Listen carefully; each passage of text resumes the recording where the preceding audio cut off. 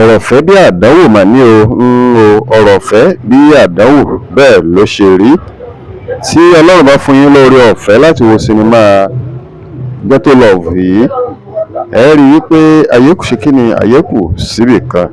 Ẹ rí i wípé kò síbi téèyàn náà ò ti lè nífẹ̀ẹ́ ẹ káàbọ̀ sórí ìkànnì sinimá YouTube wa.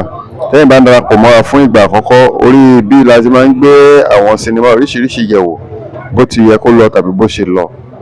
Tẹ́yin bá dẹ̀ ṣẹ̀ṣẹ̀ ń wọlé ní tẹ́ ti wà lára wa tipẹ́, àsọpọ̀ iṣẹ́ ò ẹkú gbogbo gbà wa, ẹ̀yin la mọ̀ bá o, àwa la mọ̀ wá.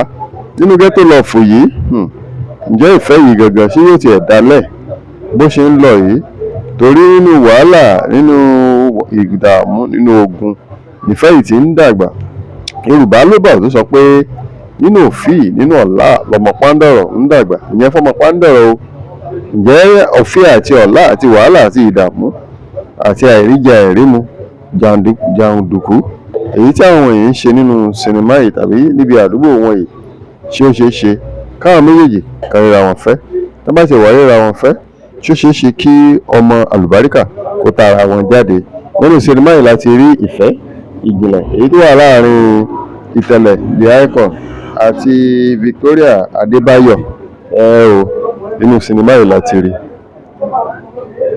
Ǹjẹ́ kí ni èròǹgbà tẹ̀yin lórí sinimá yìí? Kí ni ẹ̀yin rò lórí sinimá yìí? Báwo lẹ̀yin ṣe rò wípé ó yẹ kó lọ? Ṣé ìfẹ́ yìí ṣó máa dalẹ̀? Tó bá tiẹ̀ wá fẹ́ra wọn gan-an, ṣó máa lálùbáríkà lè tara wọn jáde pẹ̀lú ibi tó ń gbé yìí? Tẹ́yin bá ti wò, ẹ jẹ́ kí n rí ọwọ́ yín ní comment section. Kí lẹ rò sí? Báwo lẹ ṣe rò pé ó máa ṣẹlẹ̀?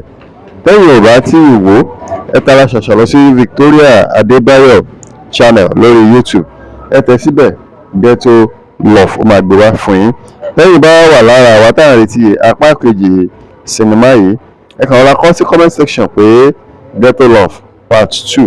Ìyẹn ni wípé ó máa fún wa láǹfààní láti mọ̀ pé nǹkan tẹ́ ẹ fẹ́ nìyẹn, torí tó wá sí ń jáde a lè ṣe kíni, a lè tètè fi ṣọwọ́ sí yín.